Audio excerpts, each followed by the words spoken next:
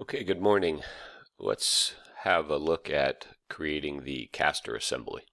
Hopefully, before you've gotten started with the assembly, you have reviewed, read, and have taken on board the techniques and suggestions for assembly modeling that I've placed in the Canvas module for this topic, assembly modeling.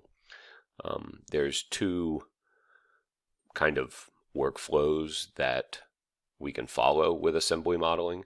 There's the bottoms up approach, in which you build the individual parts, and those parts are typically built in separate drawing files or model files, and then you bring them together in again, a separate assembly model file where you um, copy them into or share them with, or it depends on the software, but how you get them into the software. That's the bottoms up approach, where you design each part separate from the whole, and then you put all the parts together, literally and figuratively, in a drawing file, and then together in that drawing file to create the assembly.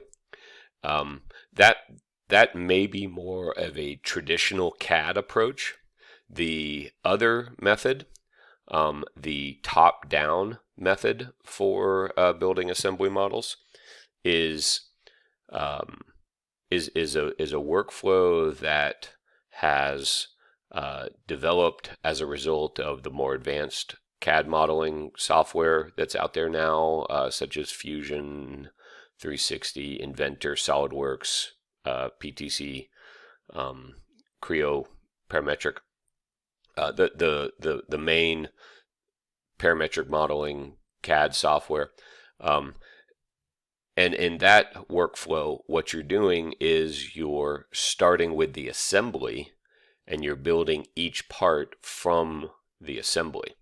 The difference is, I said that the top down was the newer method. The bottoms up was the older, more traditional method.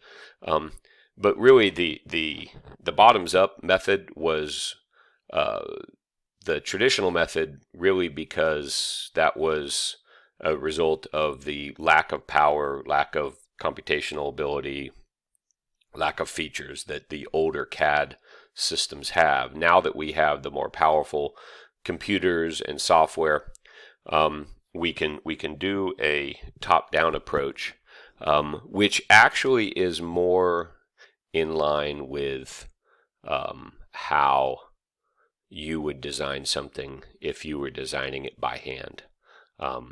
In a sense, you were building it from scratch, and that is to say, you always design from the whole, from the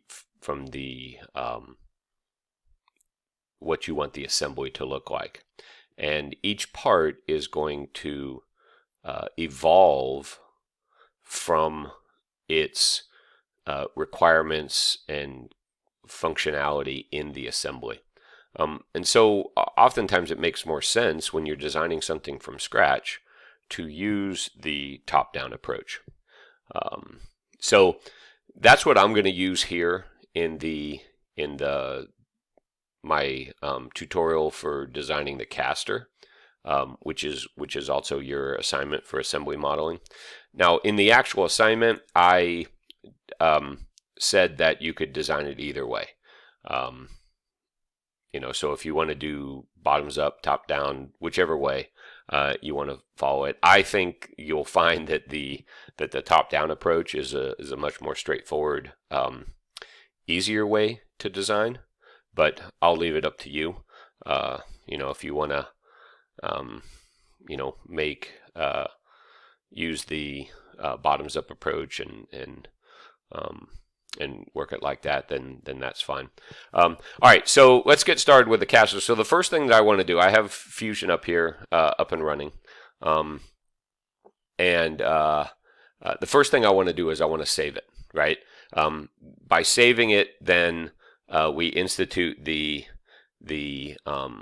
automatic save feature, so that in case there's a problem with Fusion, your computer, the internet, whatever, it will automatically save and we don't lose everything. So I'm just going to save it, and I'm going to call it the caster assembly because that's the highest level that I'm going to be dealing with here.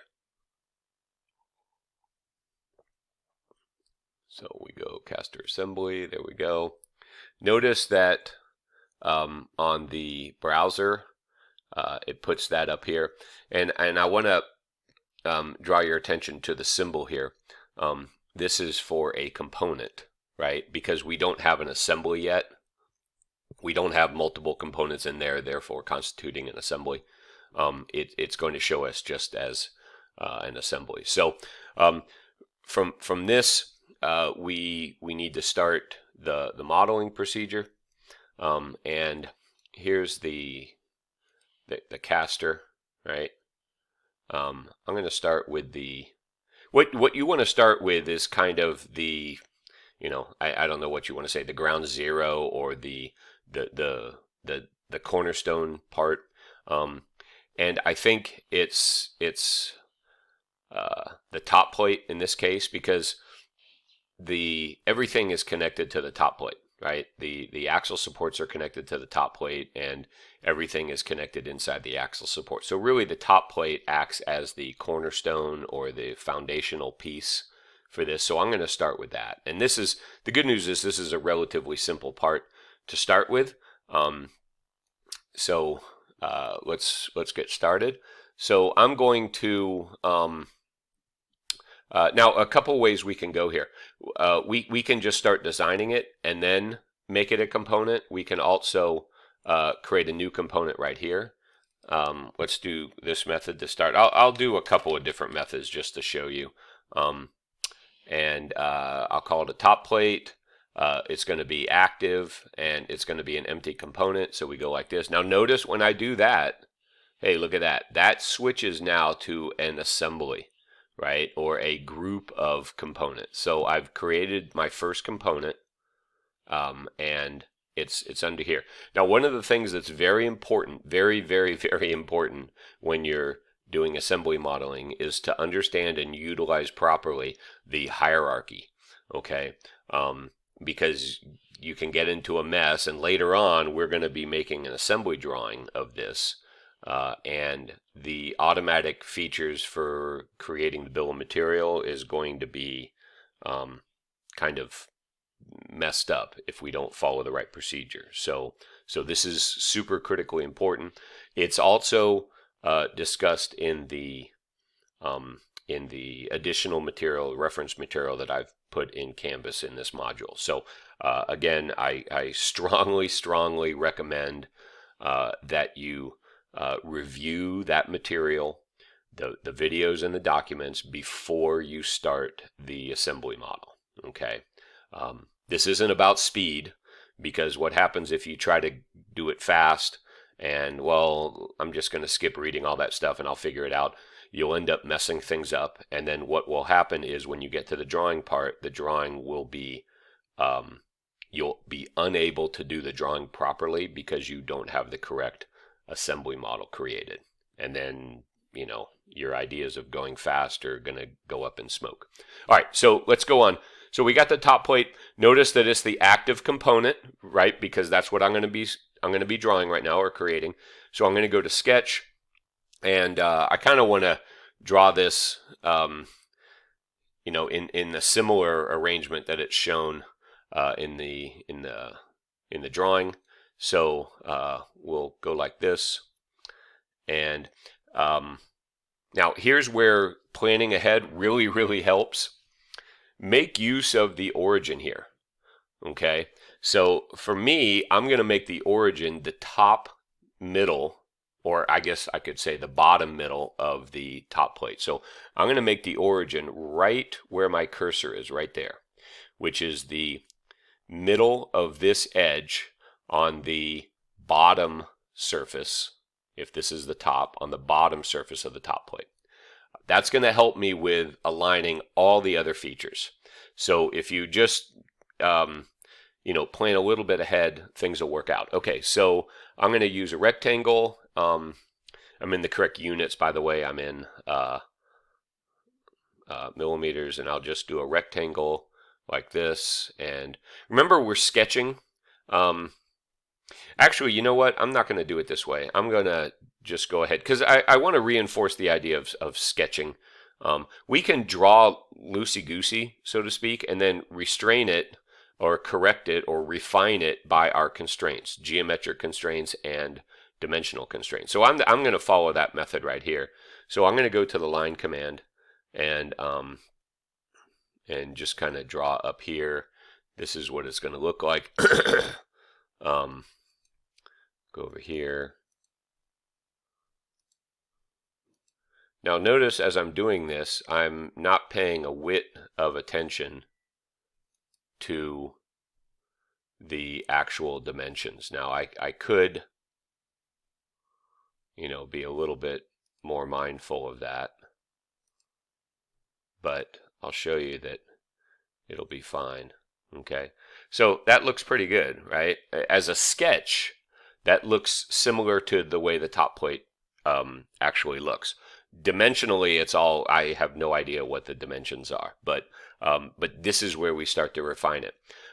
So when I was doing this sketching, I made sure that I was doing horizontal and vertical lines. So the geometric constraints initially are good, right? I have horizontal and vertical lines and perpendicular angles. Okay, let's go and let's trim this because I started a little bit wrong. And now we got to get dimensional constraints. Okay, so first things first, let's get a total width of this. So from here to here, this is going to be what is it, 136. Okay, now we want this to be 44. And here's another very good point. Do not calculate dimensions. Always use the dimensions that are given in the drawing. Okay, so let me show you what that means. This is just a very good practice to get into, regardless of what you're working on. So in this drawing right here, okay, in the top plate, you see that we have a 44 across here, 44 for the length of this side over here. Now I could assume that this side over here is also going to be 44. I mean, it looks symmetrical. It makes sense that it's symmetrical. Actually, it might even be symmetrical. I think it is. But that would be an assumption that might hide a dimensioning error. It might hide the fact that it's not exactly symmetrical. Okay, so we want to only use the dimensions that are given, because that's going to make our part exactly as it's intended to be, because we're not assuming or calculating any dimensions. But secondly, it also gives us a way to check to see whether the dimensions are correct and sufficient. If we start calculating dimensions, assuming dimensions, then we really lose control over the knowledge of which dimensions we're missing, possibly, or which dimensions are superfluous or redundant or anything like that. So don't assume or don't calculate dimensions. Take only the numbers that are given. All right, that's a good rule of thumb regardless. All right. So let's see, we got a 16 total from here to here. This is going to be 16. All right, and I want to make this, actually I want to make this the midpoint here. So I'm going to hold the shift down and I'm going to get the midpoint. See, if I hold the shift down, then I can get the geometric center of this line, midpoint of that line. I'm going to click there and click right there. Okay. So notice as I'm doing this, lines are starting to turn black. That's where they're going from unconstrained to constrained. Okay. So let's take a couple of other things. We know that from a geometric point of view, we know that this edge and this edge should be collinear. Okay. We also know that this edge and this edge should be collinear. Let's do some more. And actually, you know, while I'm working on this, you can watch this. This should probably take them more time than actually sketching it, the constraining it. That's 4, and then this is 4 also. Again, we're only working with given dimensions. This is 4. Let's see, this, I know this line is 60.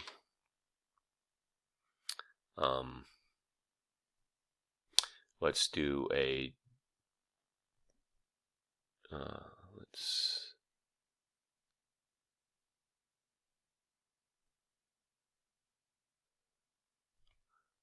okay, I gotta get these ends in there, so I'm going to dimension the constrain, again, holding shift down. I'm going to get that, and I'm going to constrain it over the middle right there.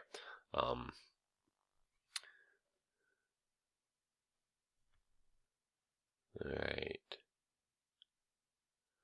right, now at this point, we still have a couple of blue edges. All right, so this vertical line here, and here. So let's see what's going on with those. All right, so, oh, actually, yeah. So let's see what's going on with those, because this is a good technique to have. Sometimes you'll be drawing and, you know, constraining and everything, and you think you're at an endpoint, and then all of a sudden there's still some blue unconstrained lines, and you're trying to figure out what's going on. So what I like to do is you can come over here with your mouse, and you can grab them and try to move them and see how they move, and then that kind of clues you into which constraints are missing. So here you can see what's going on with that. All right, so basically what I have is I'm missing the control on the orientation or location, not the orientation, the location of the width. And basically, to solve this problem, what I need to do is I need to dimension it like this. Okay. Again, I'm not assuming anything, but I'm going to dimension from. Whoops. Let's get that. I'm going to dimension from the midpoint here to the end right there. Okay. And what I'm going to do is there's a number right there that is looking for me to type in, but instead what I want to use is a function. And so what I'm going to do is I'm going to click on the 136. Notice that the 136 is D1. That's dimension 1. Okay. The variable name. So I'm going to click on that, and it goes in there, and I'm going to say divide by 2. So it's D1/2. It tells us that there's a function, and now it's fully constrained. Okay, so so that's it. We can finish that sketch. Let's go back to our isometric view, and let's extrude this. So we can extrude it. We'll extrude it forward. 82. 82. You could extrude it back or forwards, you know, whichever way. Extruding it forward kind of puts the origin of the drawing space at the back, but I don't think that's really a big deal, even though I said that I was going to put it on the front side. All right, so there we go. So now before we put the holes in there, let's round these edges. So we're going to go to the fillet command, and we'll pick that edge and that edge and that edge and that edge, and we'll do it's a radius of 12. There we go. All right, and then let's put in the holes. Okay, so for the holes, these are diameter 11 holes. So I'm going to go to the hole command up here, and I'm going to pick on this space, right? So the first thing I want to do is indicate the surface. So I'm going to pick on that surface, and then I'm going to grab the blue dot and move it to, notice that it will identify the geometric centers for me.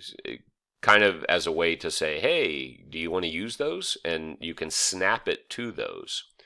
Now, I want to now make sure that the distance is, or the diameter is good. So the diameter is 11 millimeters here, and the depth, I'm just going to say to the other side.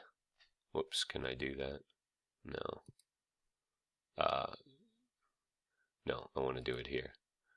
To the other side. There we go. All right.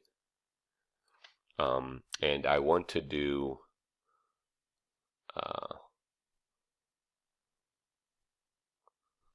I'm not sure if I can do multiple holes right here. Yeah, I don't think I can.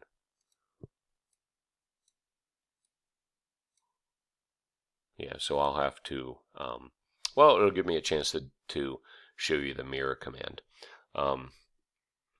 So I got it's going to be a simple through hole.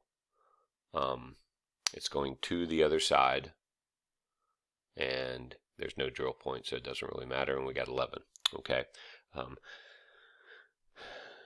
Now, a couple things from a modeling point of view.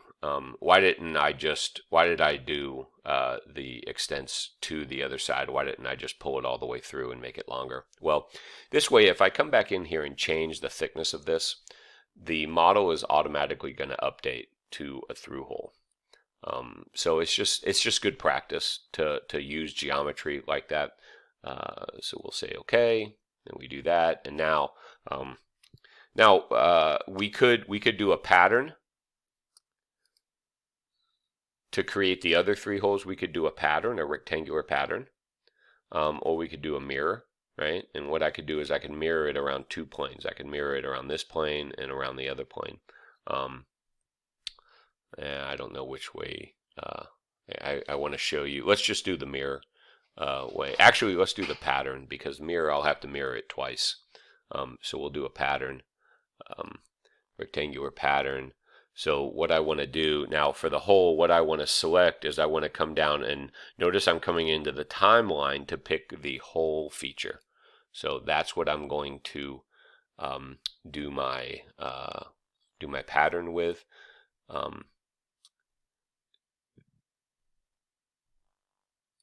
My direction, actually, let's go.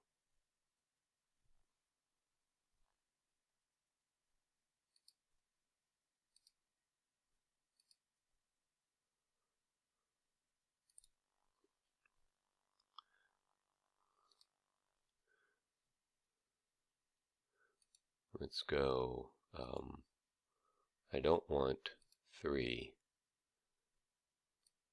I want 2 total. Actually, let me cancel that. Let's go back here. Object, let's go back here. We'll do this. And we're going to do a direction. We're going to pick an edge out here for one direction. And then you can use these arrows to kind of show you which way you want to go. Okay, so in this direction, I don't want 3. I want, which way am I going? And notice that this one has the 90, so that's the one that I'm pulling right now. Sometimes I have a hard time, figuring out on this which direction I pulled it. So I don't want a quantity of 3, I want a quantity of 2. Okay, and then I want to go, and according to the drawing, I want 112 millimeters. So I'm going to do 102 here. And then I'm going to pull it this way, and again I want 2, and in this way I want 58. 58. Okay, so it's 112 in this direction and 58 in that direction. Everything's good to go. And let's take a look at the top view just to make sure it looks good. And we'll say OK. All right. Now, we could do the same thing with the mirror command. And maybe for a later part, I'll do the mirror command just to show you how that works. Okay. So that is it. Well, we're almost done. Let's do a couple things while we're here. Let's just finish up this part. So this was the top plate. The top plate is made of malleable iron. So I'm going to go ahead and change my physical material. Now this is not really going to have an impact on the model, right? But when we create our assembly drawing, the material will show up in the bill of material. And so it's just a good thing to do while you're here, so that we don't have to go back and fix that. So pull this in, go to metal here, and let's scroll down, malleable iron right there. So I'm going to pull this up, and I'm going to then drop it in here. Okay. And you'll notice that it's kind of, it has that like rough look to it. And in the drawing, let's go over here, you can clearly see that there's what we call finished surfaces. That means that it's cut smooth. They're indicated by these surface finish marks, right? So this surface right here, this surface right here, this inner surface right there is hard to see, in this surface, basically the surfaces that are white, right? Also on the bottom surface right here, same on the other side, and of course the holes. All right, so we can make it look like that by going back to top plate, right clicking, and going to appearance. And now this is different, right? So we can go to metal, and let's go to iron. And notice that it has cast and polished. This is the cast appearance. We want to bring up here the polished iron appearance. But we don't want to drop it on the whole part. Instead, we want to drop it on individual faces. So we want to change this to faces up here. And then watch, we grab the iron polished and we drop it on that face, drop it on this face,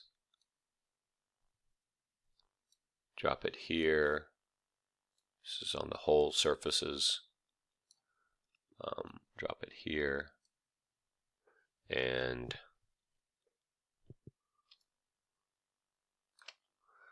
we finish it up here,